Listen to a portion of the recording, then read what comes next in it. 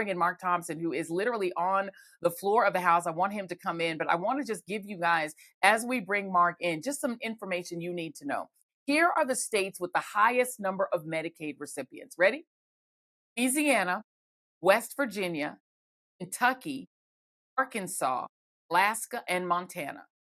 Note that these, other than Louisiana, are not states with large numbers of Black people living in them. I think West Virginia might have 6% African American population. These are not heavily Black states. Arkansas has a fairly large Black population. But the vast majority of poor people in America are white. They just happen to be white. The vast majority of recipients of SNAP, recipients of welfare, as they call it, are white women. And call a white friend is what I like to say, because this is not going to uniquely hurt just Black and brown people. And there is a rumor going on these social medias that is being pushed on X, Twitter, and other social media, that the only people that are going to have their Medicaid cut are undocumented immigrants. That is not true. This is going to cut anyone on Medicaid, and people who are in the country undocumented don't get Medicaid, because in most, at least especially red states, they don't qualify. They're not allowed to get it. So if you think that this is going to hurt somebody and not you, you're not paying attention. Mark Thompson, what is going on there on Capitol Hill where you are? Well, first of all, Joy, thanks for having me, and congratulations on starting the Joy Reid Show. And all that you've been doing. Appreciate you, and Thank you. we're going to keep this going. Now, I'm right outside the Capitol, as you can see behind me. It appears that they are trying to wrap up on Rama and go to a vote. I've just been informed that it's not 100% clear how this is going to pass, if it is going to pass. Meanwhile, the Speaker of the House, Mike Johnson, is appealing to senators to make sure this bill, which it doesn't at the moment, matches the House bill, so he can pass his bill in the House, because the passage of his bill is not guaranteed.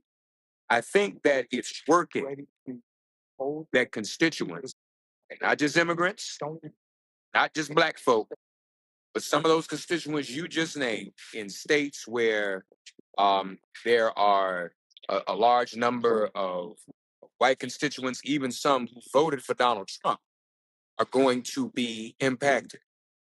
I was just looking at a headline. You know, it's always, I know you like to do the too, Joy, to see what the international press says about this country. The BBC headline: Trump's budget nearly 12 million estimated to lose health coverage. And again, people around the world looking at this country say, what in the world? What's happening? Why is this taking place? And Joy, we're thankful that you're on our State of the People marathon as simulcasting there now. Folks will be on through the night. But I just want to share something. I paraphrased an LBJ quote. I didn't have it exactly, so I found an exact quote. I'll share it on your show. Some of you, well, a lot of us aren't old enough to remember this, but some of you may have heard variations of it.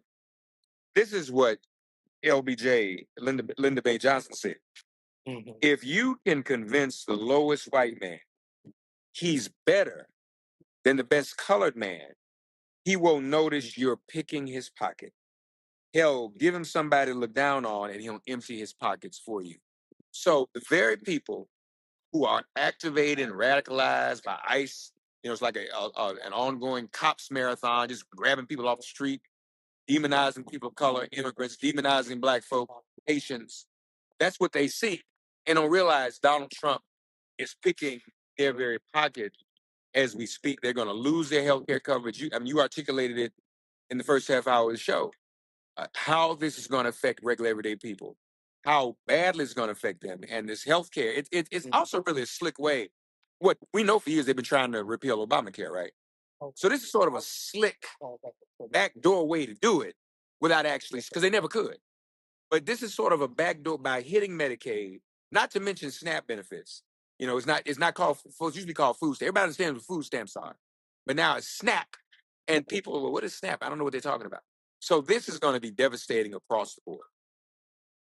Let me go through once again. I'm going to read it. I don't know if we have the with the graphic here, but again, the highest Medicaid recipients. These are the states with the largest number of Medicaid recipients. Number one is Louisiana, who is represented, which is represented by the Speaker of the House. Mike Johnson is a congressman from Louisiana. He is begging for this bill to pass, which will gut Medicaid in his own state. Largest recipient of Medicaid in the country is Louisiana. Then West Virginia, Kentucky, Arkansas, Alaska, which is why Lisa Murkowski, senator from Alaska, was trying to get her folks exempted, and Montana. It's not Black folks in Montana that are on Medicaid. It's rural white communities. Understand, this is why I don't believe Rick Scott, Mark, is going to vote against this bill. Rick Scott used to run a massive healthcare company, which had to settle a lawsuit against them by the federal government for record Medicaid fraud. They committed fraud by submitting false requests for reimbursement. Again, what I told y'all, the federal government reimburses the states for what they spend on insuring poor people. They get a reimbursement from the federal government. Rick Scott's company defrauded that system, also defrauded it for TRICARE, which is the way the military gets healthcare, a socialist program where they pay for military folks healthcare, and defrauded Medicare, which, as I explained, is the way older folks get their health. His company defrauded all of them because they wanted profits. They wanted profits more than they had morals. So this is a guy who has no respect for Medicare, Medicaid. He wants to get rid of it and wants to privatize all of it. Understand that the medical establishment never wanted there to be universal health care. They never wanted there to be a Medicare or a Medicaid because, to go back to my analogy, what I gave you guys before, hotels love the premium rate. The same training goes into becoming a plastic surgeon as becoming a heart surgeon or becoming a regular doctor, right? Similar training, much more training to get to be a surgeon, but you pay a bigger premium for plastic surgery because it's not covered by your health care. And so because it's not covered by insurance, you pay top dollar to get plastic surgery. You want them BBLs? You want a BBL? Your plastic surgeon is not covered by your health care. Well, this BBL, right, which we're calling the big billionaire legislation, this kind of BBL, a big billionaire law they're trying to pass, is also not going to allow you to be covered. And it's going to take away your coverage and force you to pay the premium rate for healthcare. Mark, what do you make of the fact that if you look at that and then you look at the largest states that get SNAP, which you just described, what used to be food stamps, again, Louisiana, then West Virginia, then Oklahoma, then Alabama, then North Carolina. These are the states that are going to be hurt the most by this, Mark. So again, it's baffling because the math doesn't math. You're going to impact your voting base if you are a Republican. So Tom Tillis doing what he did, you're right. I mean, it's politics for him, but he knows the price he'd have to pay in North Carolina. It's what do they know? If you're disaffecting your own base and possibly killing them. I was here earlier with Bishop Barber. They did an action. They had about 100 caskets out here in front of the Capitol, symbolizing those who would lose their lives from this bill, from Medicaid to SNAP. If you're killing your own base and thereby enabling them from voting for you, what is really going on? How does that benefit you? What is it that we don't know, Joy? I mean, we start killing folk that we need to vote for us and letting them die and subjugating them to the worst conditions. We really need to drill down on that and what assures them. Now, it could just be that these guys live for the moment they're in. They won this past election, but we want money now. We want to leave here with our pockets lined. We'll let the next generation of Republicans worry about that. But Rick Scott, I want to get paid again. Mike Johnson, I want to get paid again. That's what they may be saying to themselves. But it's something very sinister that's going on. It's a form of politics by death.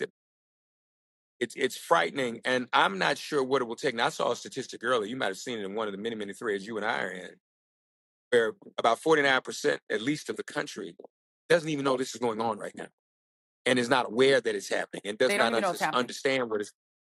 Yeah. So you're not getting the Let me outcry. answer your question for you. Let me Please. give you my estimate of the answer. I don't have an answer. I don't know. I can't read these people's minds. But if you think about the three kinds of Trump voters, there are three kinds of Trump voters. There are the cultists. This is a religious cult. And if you're in the religious cult, you're willing to die in order for Donald Trump to Yeah. get his quote Yeah. unquote big Yeah. beautiful bill, for him to get what he wants, Yeah. for him to be for it to please Donald Trump. You are willing to lay down your life. You don't care. And so those people are gone. They are willing to lose their health benefits. They're willing to see their own children die. They're willing to see their lives ended, their financial futures ruined. And it doesn't matter. And even if it happens, they will still turn around and vote. Tom Tillis would have gotten reelected by those people because they genuinely don't care what you do as long as they think it's going to hurt Black people more. In their minds, all welfare recipients are Black or illegal, quote unquote. And if they believe it's going to hurt Black people and brown immigrants more, they will literally shoot themselves if they think you're behind them, and the shot will get you too. So that's that, people. Then you've got the super rich. You've got the people who just vote for money, the 50 cents of the world, who are like, I want tax cuts. I don't care what happens. Give me tax cuts. If it guts Medicare and it destroys us financially, they don't care. Right. And I think there's that third group that are the most vulnerable who are going to feel this, but they're not necessarily voters. If they vote, they float back and forward between voting for Republicans and Democrats. They just vote their pocketbook and try to find who's going to help them survive. And let me just give you a couple of statistics, guys. And by the way, as I say that, I want to welcome the State of the People Power Tour. The State of the People Power Tour, the State of People folks are live and live simulcasting this program right now. I want to welcome everybody from State of the People all over the country. Thank you all for tuning in. And we're going to have more content coming up for you in the next hour, where we're going to keep going on the State of the People Tour, where we're going to try to give you guys some ideas of what to do to survive this mess, because some version of this is going to pass. But let me read a couple of statistics for Mark. SNAP, Supplemental Assistance Program, SNAP, reportedly is going to be cut by about 20%. It's the largest cut to SNAP in history. Again, I'm going to post all of these links on joyanreid.com. These cuts would increase poverty, food insecurity, and hunger, including among children. The so-called Big Beautiful Bill is anything but beautiful. It will cause widespread harm by making massive cuts to Medicaid and SNAP, which would raise costs on families and make it much harder for them to afford the high cost of healthcare and groceries. So in addition to the cuts to SNAP, you're also going to see revisions to the Senate Agricultural Committee Chair John Boozman made to comply with the Senate parliamentarian rulings, meaning they're also going to cut services to children, seniors, veterans, and people with disabilities. So they're going to see the food assistance that normally goes to kids, seniors, veterans, and individuals with disabilities also slashed to pay for this bill. They're also going to cut funding for new farm programs. They're going to take food assistance away from people with low incomes and do all of that. Mark, to your point, they're hurting a lot of Black folks, to be sure, but they're hurting a lot of white people too. I'm not sure they believe they're going to need another election. I don't know that we're going to have free and fair elections in 2026. I think they assume they're going to stay in power for life. And so it doesn't matter what they do to their people. And for the cult part of their base, they know that those people don't care, even if it kills their own family. Folks, Joy Reid said it before me. I teed it up for it. A lot of times I don't say it first because folks think I'm too conspiratorial, but you're right. They know something. They know what they did this last time, and some of that math still don't math. Right. They obviously they think it doesn't matter. Um and they could care less, and they wanna harm people. I want just I shared LBJ, but let me just also share what Dr. King said at the end of the March for Selma Montgomery. We a lot of times people only quote one of Dr. King's speeches, but one of his most powerful ones was in 1965 on the steps of the Montgomery state capitol. He said, it may be said of the slavery era that the white man took the world and gave the Negro Jesus. This is a preacher saying this, a Baptist Christian preacher. If the white man took the world and gave the Negro Jesus, then it may be said of the Reconstruction era that the Southern aristocracy took the world and gave the poor white man Jim Crow. He gave him Jim Crow. And when his wrinkled stomach cried out for the food that his empty pockets could not provide, he ate Jim Crow, a psychological bird that told him no matter how bad off he was, at least he was a white man better than the black man. He ate Jim Crow.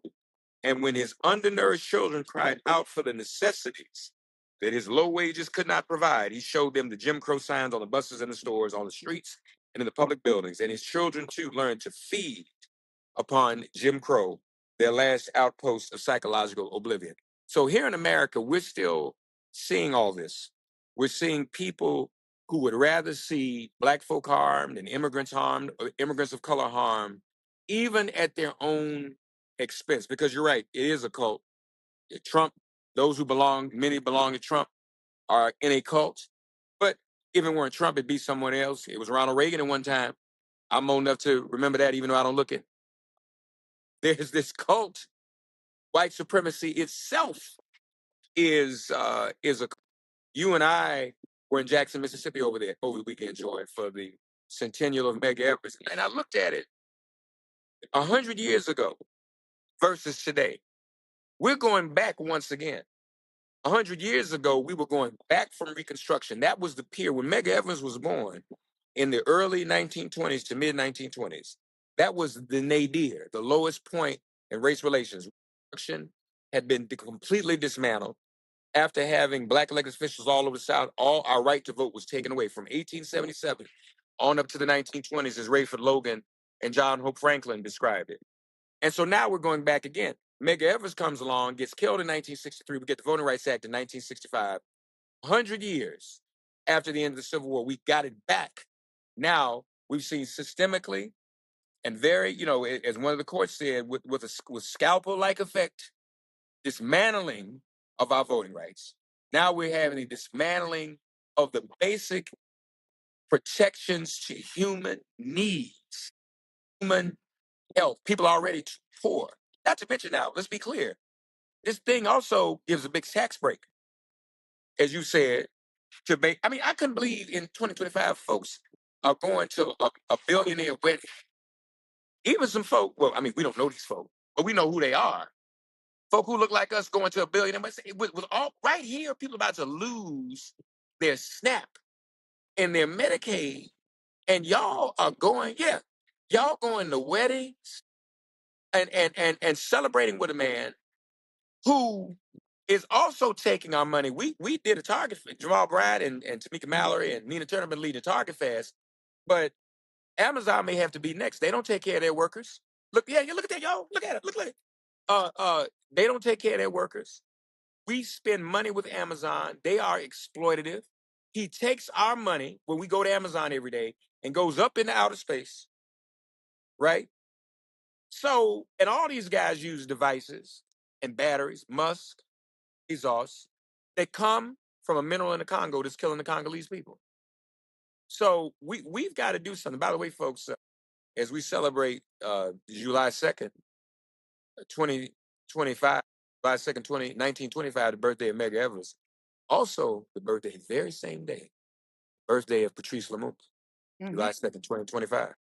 Killed by the CIA Killed in by the the CIA. Congo. Yeah. That's right. Let me Down. say this really, Mark, Yeah. because I think what you're pulling on the thread is, I think it was interesting that you said that, the white man was told that he could eat Jim Crow when his wrinkled belly cried out for food. In the current era, I mean, I think I said at the very first show that we did when I launched this show that you've got to think of all the different stories that you're seeing as one story.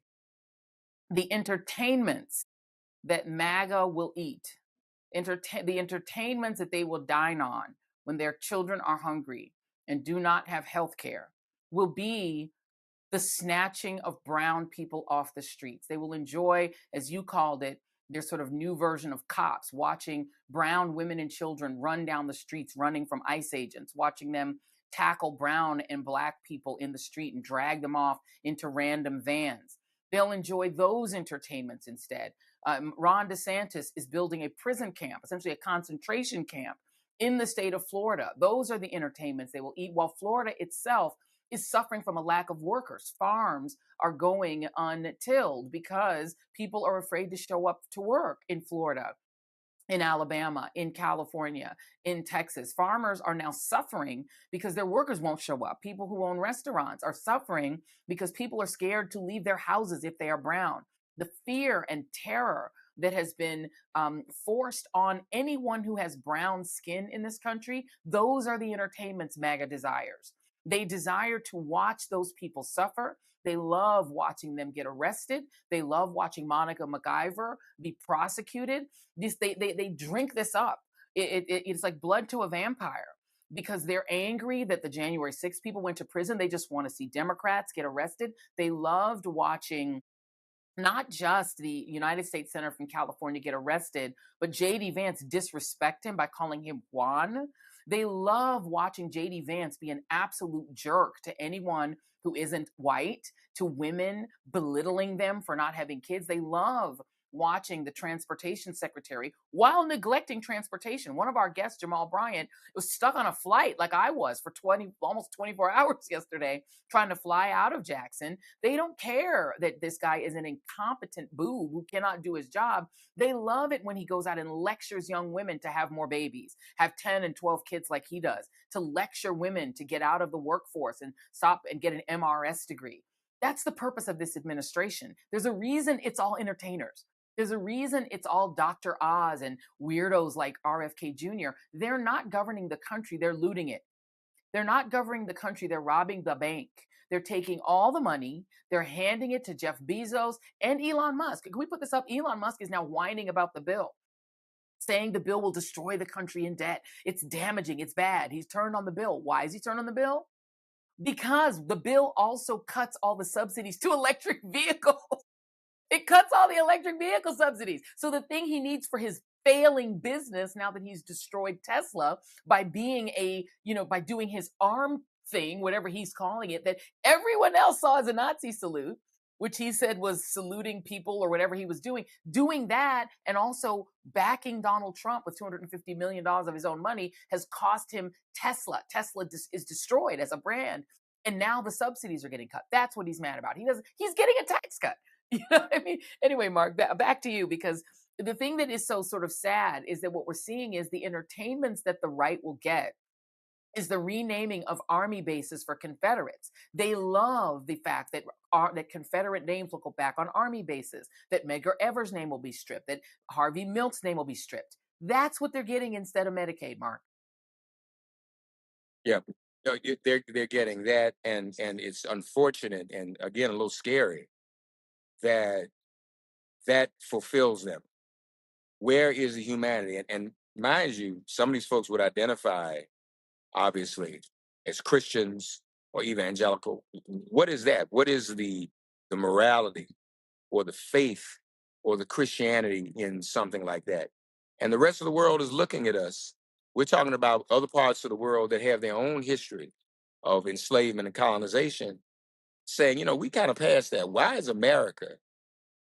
Americaing and still doing this to people, doing this to innocent people? It is it's really sad, and it speaks to just a lot of the depravity that half the country still suffers from. But I'm encouraged that in these past few hours, people have gotten mobilized. People are responding. Some folks are still asleep since November. I get it. Some folks are still suffering from PTSD. I get it.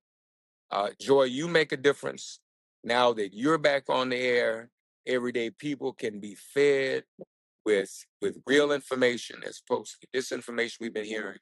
All of our colleagues here on this State of the People marathon, we're going to stay on, folks, through this process because people need to be informed. We must know what is happening to us if we're going to defend ourselves and if we are going to defend others. And if we don't stand up, who will? W.B. Du Bois once said, always fight, because even if you lose, people will see that there was blood spilled on the ground and someone fought here.